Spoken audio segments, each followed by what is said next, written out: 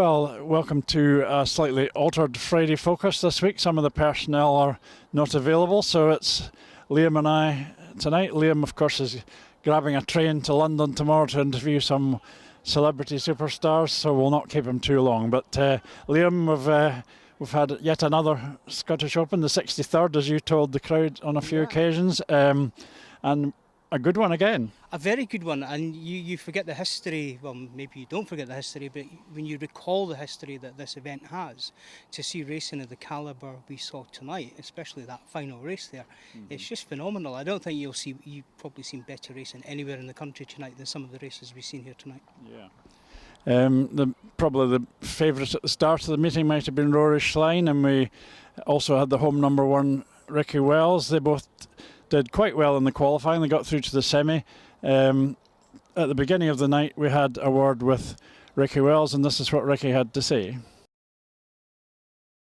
Well, tonight we have the Harrison's Scottish Open, the annual big individual meeting, and quick chat before the meeting with the guy who's finished second 2 years running.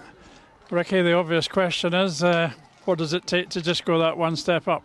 A grippy track, I think. It's it's always a bit different here when we come in the league. It's quite a bit more dirt on it, but today they made it slick, so makes it harder for me. But it's the same for everyone, and it's just one of them. I think I've got second 3 times overall. I've got a couple thirds mixed in there as well, so kind of frustrating, but could be worse. Could be 3/4, I guess. But we'll see what we can do today. We've had a few weeks off from here, but I know what I can do around here, but there's a lot of home track kind of specialists here today as well. But I'll show a shit format as well. I mean, with that's a bad format. Yeah, 12-man field. I don't like that. It's not good for the fans. I don't think it's I've got to race. You race a couple people twice, and it's just a bit Mickey Mouse. But if you win them all, you'll win the meeting. If you win them all, you win the meeting, exactly. So I want to go straight to the final. Actually, no, sorry, you don't even get to go straight to the final. Change it again. It's make the semis and then have a few good starts, and I don't think there'll be much past tonight. I think it'll be kind of a gate and go track, but I could be wrong, but we'll see what we can do. We'll see. You had the holder of the trophy looking over your shoulder for a second there. He, I guess, is probably the main man to beat.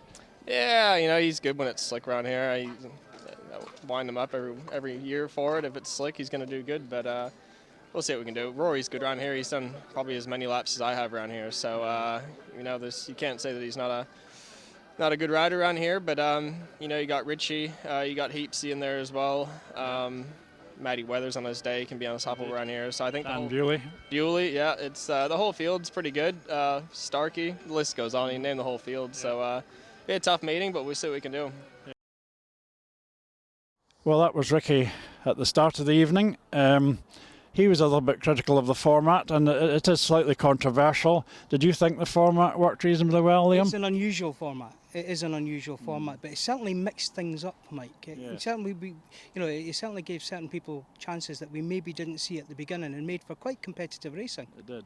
It meant that particularly Ricky Wells and Dan Bewley, who scored well in the qualifiers, then got eliminated, whereas under a different situation they might have gone straight through to the final, but it made it more unpredictable, I suppose. It does, and I suppose there's an element of swings and roundabouts, and maybe it's not the perfect format, but is there such a thing as a perfect format? Well, not that one perhaps, but we certainly enjoyed watching Dan Bewley tonight. I'm sure you would agree with that. It was great to see Dan back, reminding us that he does know the fastest way around here, and just you could see the old Dan Bewley. You could see what talent is there, and it's nice to see that coming back after what he's been through, because I think it's easy to forget just how bad his accident was. That's right. Well, during the qualifying races, there's no doubt that the best of the races was Heat 9, in which Dan Bewley came up against Ricky Wells. So we'll have a look at that now. Heat 9, it's Theo Piper, Gate 1, Matthew Weathers, Gate 2. Dan Bewley, Gate 3, he's on 7, and Ricky Wells on Gate 4 is on 8. And it's actually Weathers. But Wells has gone round him, and here comes Bewley into 3rd spot behind Matthew Weathers. Bewley having a dabble round the outside.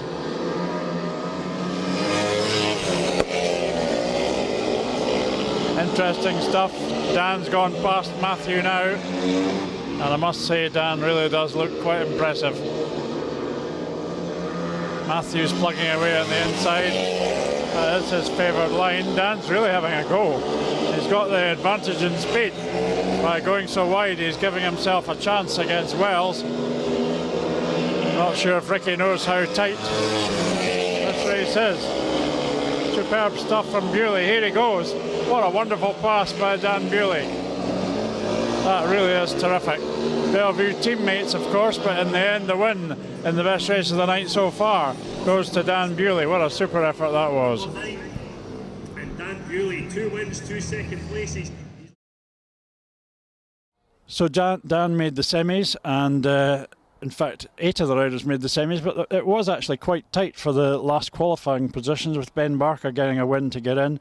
So even though most of the riders got to the semis, there was still an unpredictability about it. There was. I mean, when you look through it, you do see names you expect to see in the semi-finals: Rory Schlein, Richie Worrell, Ricky Wells, Cameron Heaps. But then you've also got Matt Weathers got through. Yeah. Matt Weathers through there, Kevin Doolan, Dan Bewley, as we said, we probably expected to be there. Ben Barker, who came good later on. Yeah. Well, in that first semi, there was a terrific battle for second. It looked as though Rory Schlein might not make it at one point. He had a good tussle with Matthew Weathers, and we'll have a look at that first semi-final now. So the first semi looks very tough. Rory Schlein, who hasn't scored as well as you would expect in the qualifiers, he is on gate 1, which we heard him say earlier he reckons one of the better gates. Gate 2 is Richie Worrell, who was the top scorer in the qualifying heats, and he's lightning out the start. In gate 3 it's Matthew Weathers, always crafty, and in gate 4 Ricky Wells, 10 points in the qualifiers. So this two of these riders are going to the final, 2 are going home.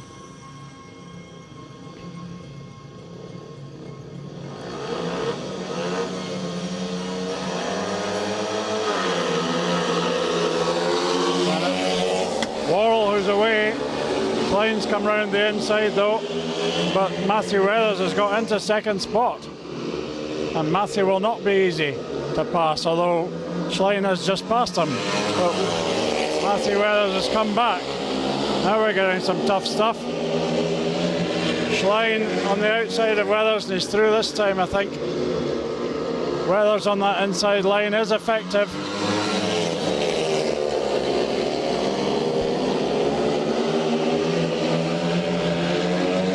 Worrell again, very, very impressive out in front. Rory Schlein really had to work hard to push Weathers back, and he hasn't shaken him off yet, really. Matthew really knows how to ride the place. But I think Rory's got that second spot, that vital position that takes him to the final. Ricky Wells at the back, he goes home, and Matthew Weathers just fails there narrowly. Terrific first semi-final. I don't think you'll see better racing than that anywhere in the country tonight. No, that was good stuff there. They all headed back to the pits. Richie Worrell and Rory Schlein get themselves into the final. So the qualifiers for the final from the first semi were Richie Worrell and Rory Schlein, and then we came up to the second semi, in which I think you'd probably have thought that Cameron Heaps and Dan Bewley would be the qualifiers, but it didn't turn out that way. Didn't turn out like that at all. I mean, Cameron seems to have found his boots for gating tonight for the first time really here, and he was having some cracking starts. But he came out and he won that one. But Dan, I'm not quite sure what happened to Dan. He came third behind Kevin Doolan. You would have probably expected him, as you say, to have won it or been second. Yeah. So we'll have a look at that second semi-final and see how that went. So the second semi-final, Cameron Heaps, Ben Barker, Kevin Doolan and Dan Bewley.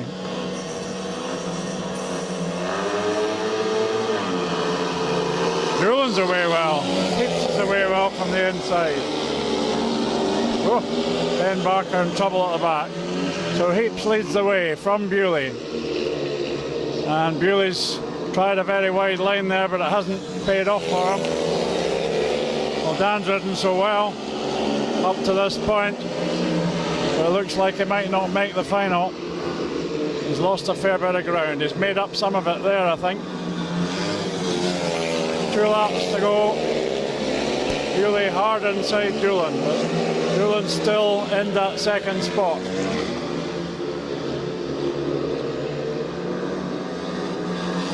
Really trying everything.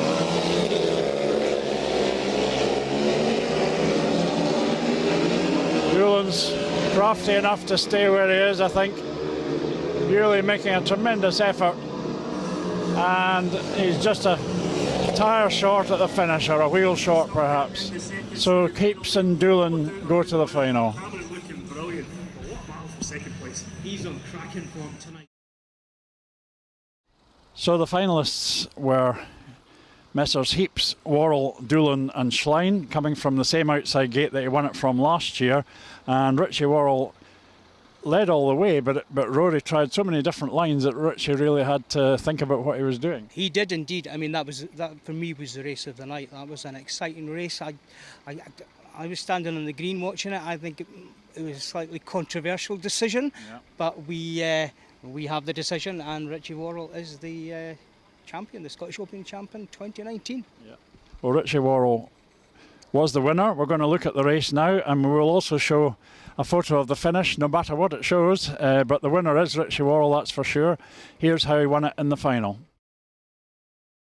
This is the final, the Scottish Open 2019. Cameron Heaps Gate 1, Richie Worrell Gate 2, Kevin Doolan Gate 3, and Rory Schlein on Gate 4, and that's the same gate he was on last year when he won the trophy.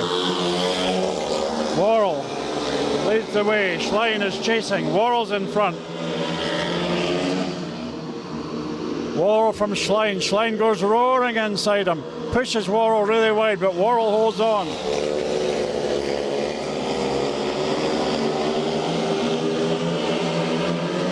Schlein putting him under loads of pressure. Swinging wide to cut back. And here comes Rory down the straight. Richie Worrell still leads. Out wide this time. Just enough drive to stay in front. Schlein's all over the back of him. Into the final lap. Is Richie Worrell going to do it this year? Rory Schlein has dropped a couple of lengths back. Big last bid round the outside by Schlein. And Worrell lifts, and I think Worrell got it. I think he got it. We'll just have to wait for the referee, but I think Worrell's still in front at the line, even though he lifted. So close, and we're not at a good vantage point up here. Fantastic effort by Rory Schlein, but I think Richie Worrell did it. Result in a moment.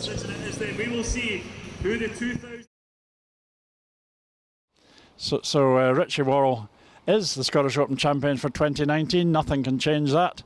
And after the meeting, we caught up with a clearly very happy Richie. I think he enjoyed himself. He looked like he was having a lot of fun, Mike. In fact, we all had a lot of fun, really. And we're also going to hear, after we've spoken to Richie, we will hear from the sponsor's representative, David McFarlane.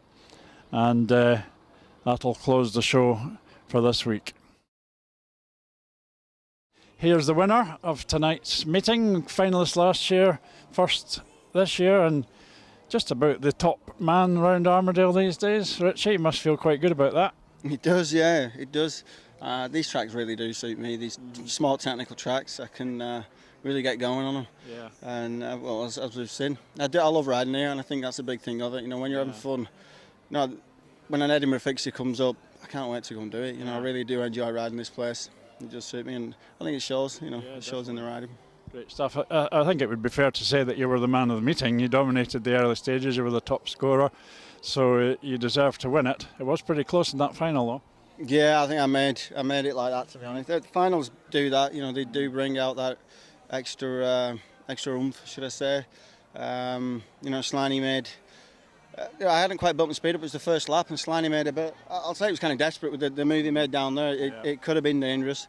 But it wasn't, you know. I still managed to just keep going a little bit, and then it made me then change my line from what I'd been on and been fast on all night. Mm-hmm. So then I was kind of riding defensive, and when you start doing that, you then slow down a little bit.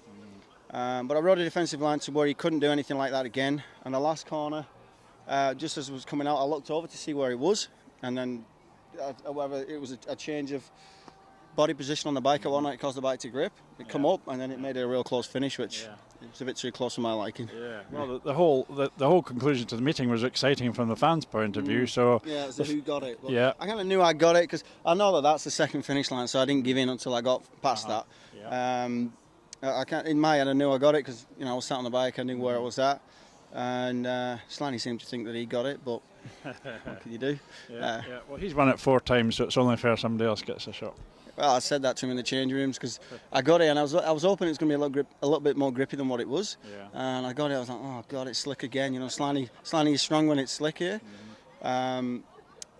So I said to him in the change rooms, "They made it slick again for you at sea." And he says, "You know what? I might just lose." And you can't all say that. I said, "You're going to lose anyway, mate." So it's not you might just lose. So I'm kind of stuck to my word. Yeah, good stuff. Well, you're going to be on the trophy anyway when it gets engraved. Sam Ermolenko, Greg Hancock, people like that are on there, so it's a nice one. I was driving here today and I thought, you know what, I want my name on that trophy. So there's some big names been on it, and I want to keep putting it on, to be honest. As long as I can, and as long as this meeting's on, I think I'll come back. Well, I definitely will come back and do this. I enjoy riding it, and it's good fun. I've had a lot of fun today. Yeah, well, we look forward to seeing you next year, and very well done. Congratulations. Thank you. Well, meeting sponsors once again were Harrison's of People. What's your actual correct title these days? We're Harrison's Ford Centre, and we're now joined in with Dalkeith Ford Centre and with Cooper Ford Centre as well, so the 3 sites working together. Yeah. And we're covering a big part of the southeast of Scotland now, so it's terrific fun. Great. Good stuff. Well, you've been here many times now. I'm actually sure how many you've sponsored, but it started about 7 years ago, and it's been an enjoyable night again. It has indeed. We've been well looked after. There's a decent crowd and some fantastic racing on track, and that final's one of the closest I've ever seen. Terrific. Yeah, great stuff. So maybe you'll be back next year to sponsor it again. We'll not preempt anything, but it's possible. It is very possible, yes, thank you. Yeah. Great stuff. And have you sold any cars?